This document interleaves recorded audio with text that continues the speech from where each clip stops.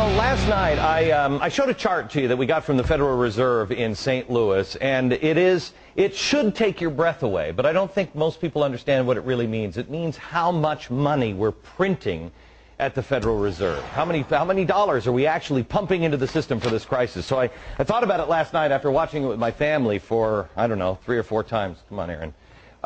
And I watched it with my family, and they said, Dad, I don't even know what that means. What does that mean? So I thought, there's another way that I could show this to you. There's another way that, at least Al Gore did it with a slideshow. Now everybody thinks that that's true. So why don't we show you some true stuff on the slideshow? And actually, because, you know, we're a 5 o'clock show, we're cheap, we had to go borrow Sean Hannity's set. So we're going into Sean's. Shh, we'll be very, very quiet. We'll come in here, and this is a chart that I tried to show you last night, but I wanted to blow it up a little bit. This is billions of dollars. This is how much money do we print and have in the system at any given time. Let me start at 1929. Show me here we go. 1929, here's the stock market crash, all right?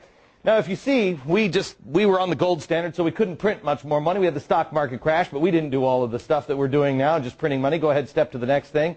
And we go up to 1941. That's the Great Depression. Still haven't pumped a lot of money into the system because, again, on the gold standard. Then we have World War II, and we'll take this all the way to 1965. You'll see it comes up. We had 2 wars. We had World War II, and we also had the Korean War. In 1965, we were having the Vietnam War. But here's where it gets sticky, because we had all these wars, and we tried to dogpile on with the Great Society. Well, how are we going to pay for all that? Well, in 1971, Richard Nixon says, why don't we get rid of the gold standard? So that way, we can just print whatever we want. But we promise the rest of the world, oh, no. We'll never print too much. Really, we're good for it. I mean, look at our record here. We don't do that. Great Society kicks in, and look what happens. Next point, please. Look how we've devalued our money. This is up until 2000 when we have the Y2K scare, where everybody's like, bury your food and grab your cash. The computers are going down. That's why the government put this little spike here. If you see that little spike, it goes up because they just dump a lot of cash into it, and then they bring it back in. They pull it back in. But it's difficult to pull things back in, especially when you have a horrible event like 9/11. Next stop is 9/11. You'll see it's just a little spike back up just a little bit. Remember how everybody was freaked out that the world was coming to an end? Do your patriotic duty. Go spend. Go out there and get into the stock market. Well, we did.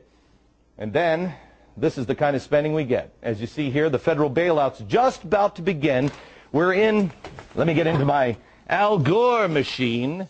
Oh, it's a real inconvenient truth now, isn't it, Al? Look at this hockey stick. This is the hockey stick that Al Gore was talking about with the, you know, the woolly mammoth coming back or whatever the hell he's talking about.